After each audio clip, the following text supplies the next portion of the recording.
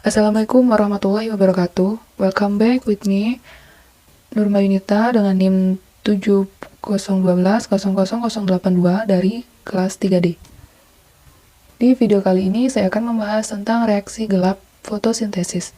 Seperti pada pembahasan sebelumnya bahwa fotosintesis itu terjadi dalam dua tahap. Yang pertama ada reaksi terang dan yang kedua yaitu ada reaksi gelap. Reaksi terang menghasilkan ATP dan NADPH. Yang dihasilkan dalam reaksi terang tadi akan digunakan dalam reaksi gelap untuk membentuk gliseraldehida 3-fosfat. Reaksi gelap atau siklus Kelvin adalah proses pengubahan karbon dioksida dan komponen lain menjadi gliseraldehida 3-fosfat yang akan diolah menghasilkan output gula atau glukosa. Reaksi gelap merupakan tahap kedua dari fotosintesis setelah reaksi terang dan terjadi di stroma kloroplas. Dikatakan reaksi gelap karena siklus Kelvin ini di dalamnya tidak membutuhkan cahaya matahari secara langsung. Berikut bagaimana proses dalam reaksi gelap. Reaksi gelap terdiri dari 3. Yang pertama adalah fiksasi, yaitu 3CO2 akan berkaitan dengan 3 senyawa berkarbon 5 yang bernama ribulosa disfosfat atau yang disingkat dengan RUBP. Enzim yang mengkatalisis tahap pertama ini yaitu rubisco, merupakan protein yang banyak ditemukan di kloroplas. Produk yang dihasilkan tahap pertama ini adalah senyawa yang disebut dengan 6 carbon intermediate yang berjumlah 3 buah senyawa. 3 buah senyawa ini berumur pendek karena keadaan yang tidak stabil. Lalu senyawa ini akan segera dipecah membentuk senyawa 3-fosfoglycerat sebanyak 6 buah. Tahapan yang kedua yaitu reduksi. Tiap molekul ada 3. Fosfoglycerat akan menerima tambahan fosfat dari ATP membentuk 1,3 bifosfoglycerat yang dibutuhkan untuk mengubah 6 molekul 3-fosfoglycerat menjadi 6 molekul 1,3 bifosfoglycerat. Selanjutnya, molekul 1,3 bifosfoglycerat akan mengalami reduksi NADPH sehingga menghasilkan 6 molekul gliseraldehid 3 fosfat atau G3P yang merupakan senyawa dengan karbon 3. Pada fase 1,3 bifosfoglycerat menjadi G3P ini dibutuhkan 6 molekul NADPH yang akan diubah menjadi 6 NADP+. Dan pada tahap ini, fosfat akan terlepas sehingga akan menghasilkan molekul G3P. Jadi, setiap molekul CO2 yang menjalankan siklus ini akan terbentuk 6 molekul senyawa G3P, tapi hanya satu molekul G3P yang dihitung sebagai hasil produk bersihnya, sedangkan sisanya akan digunakan untuk menyelesaikan siklus ini. Tahap terakhir dari siklus ini adalah regenerasi. Selanjutnya, 5 buah G3P akan dikonversi menjadi 3 buah RUBP kembali melalui sebuah reaksi yang melibatkan fosforilasi ATP sebanyak 3 buah, sehingga 3 ATP ini akan membentuk 3 buah ADP. Jadi, satu molekul G3P, siklus Kelvin membutuhkan total 9 buah ATP dan 6 buah molekul NADPH. G3P yang dihasilkan dari siklus ini akan digunakan sebagai material pembentuk senyawa organik. Contohnya untuk membentuk glukosa yang nantinya dapat digunakan untuk aktivitas tumbuhan itu, seperti digunakan untuk pertumbuhan. Fotosintesis masuknya ke anabolisme yang membentuk senyawa sederhana menjadi senyawa kompleks. Sehingga alasan kenapa tumbuhan butuh karbon dioksida karena dia butuh karbon untuk diubah menjadi bahan organik, yaitu gula. Selanjutnya yaitu reaksi gelap pada tanaman C4. Pada tanaman C4, ini terjadi pengikatan CO2. Jadi, CO2 yang terjadi di sini yang berperan bukan rubisco. Untuk tahap awal ini yang berperan adalah enzim PEP karboksilase. Enzim ini akan menangkap CO2, kemudian dia akan menggabungkannya dengan PEP. PEP ini singkatan dari fosfoenol pirufat. Fosfoenol pirufat ini merupakan molekul berkarbon 3C. Jadi, mempunyai karbon 3, sedangkan CO2 itu dia mempunyai karbon 1. PEP karboksilase menggabungkan 2 dengan PEP. Itu akan membentuk oksaloasetat. Ini adalah asam oksaloasetat ini adalah molekul berkarbon 4C. 4C ini asalnya dari ini ada 3, di sini ada 3 karbon ditambah 1 karbon. Dari CO2 hasilnya menjadi 4 karbon.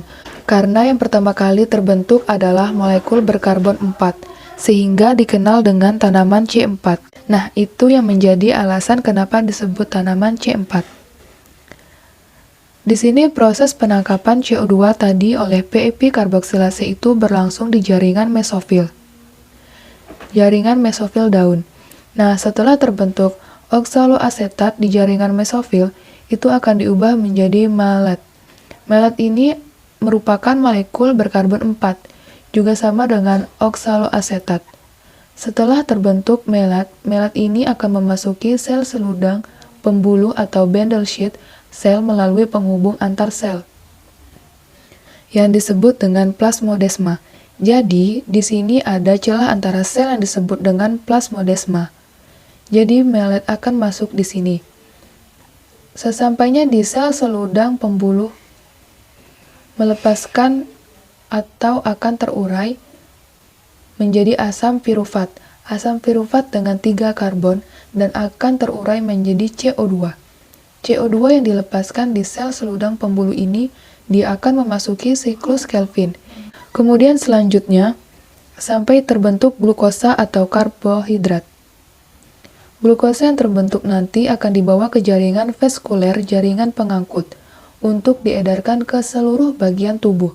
Sedangkan untuk asam pirufat yang dilepaskan tadi di seludung pembuluh, ini akan dikembalikan ke jaringan mesofil. Jadi, dia akan keluar dari sel seludung pembuluh melalui plasmodesma, kemudian masuk ke sel mesofil daun. Di sel mesofil ini dengan bantuan ATP.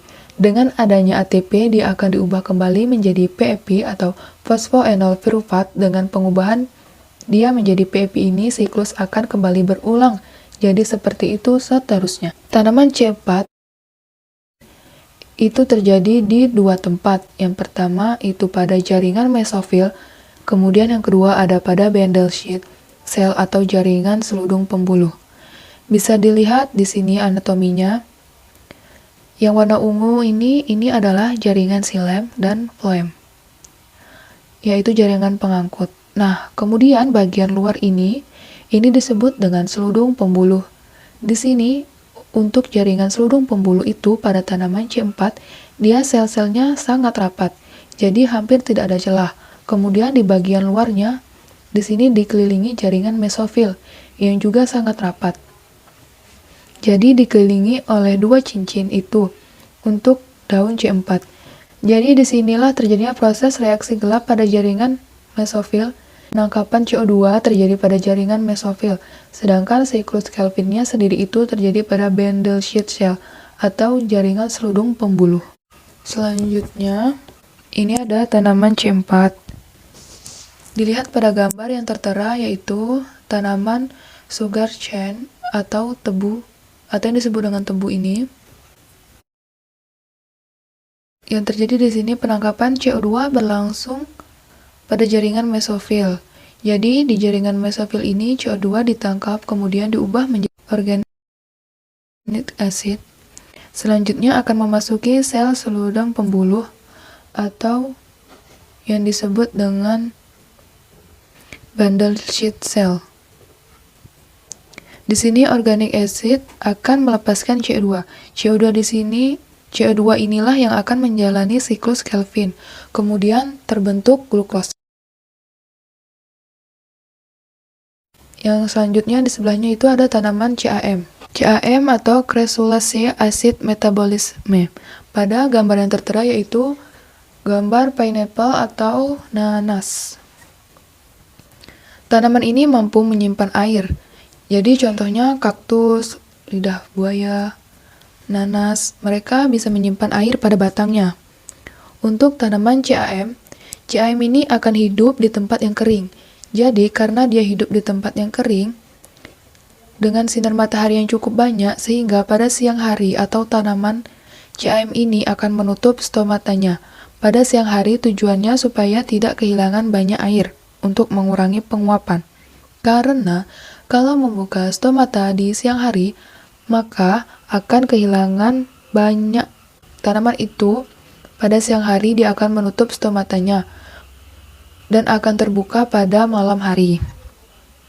Inilah yang membedakan, karena pada siang hari mereka menutup stomatanya otomatis. Di siang hari itu tidak ada pengikatan CO2, sehingga untuk tanaman CAM mengikat CO2 pada malam hari.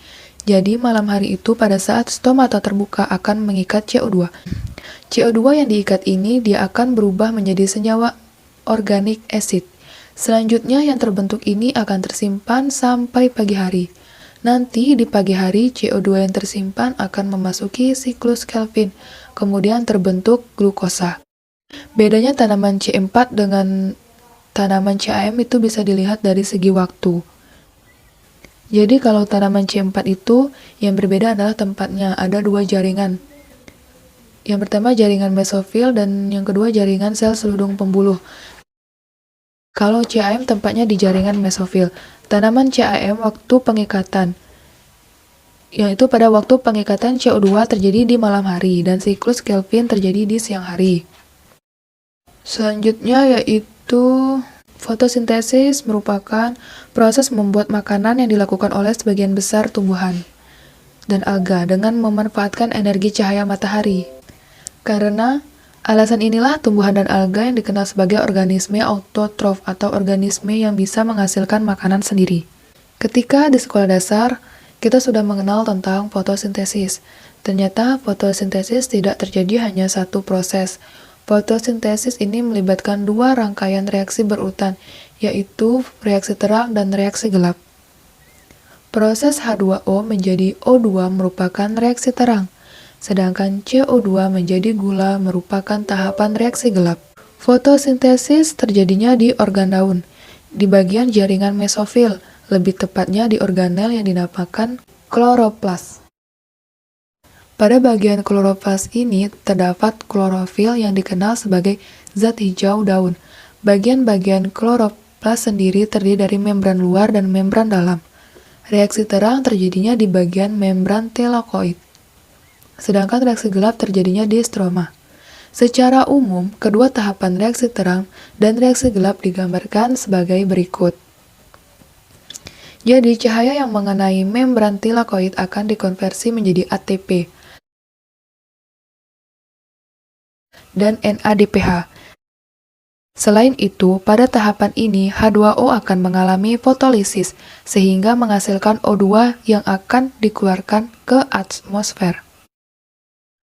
ATP dan NADPH ini akan digunakan pada tahapan kedua, yaitu digunakan untuk reaksi gelap. Tadi telah disebutkan bahwa reaksi gelap terjadinya di stroma. ATP dan NADPH yang dihasilkan dalam tahap reaksi terang akan digunakan untuk mengkompresi CO2 membentuk gula.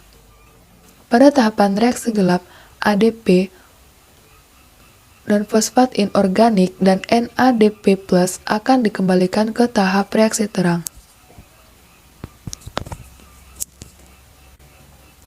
Jadi itulah penjelasan singkat tentang reaksi gelap fotosintesis. Bila ada kesalahan, saya mohon maaf. Bila ada kelebihan, datangnya dari Allah. Baiklah, wassalamualaikum warahmatullahi wabarakatuh. Thank you.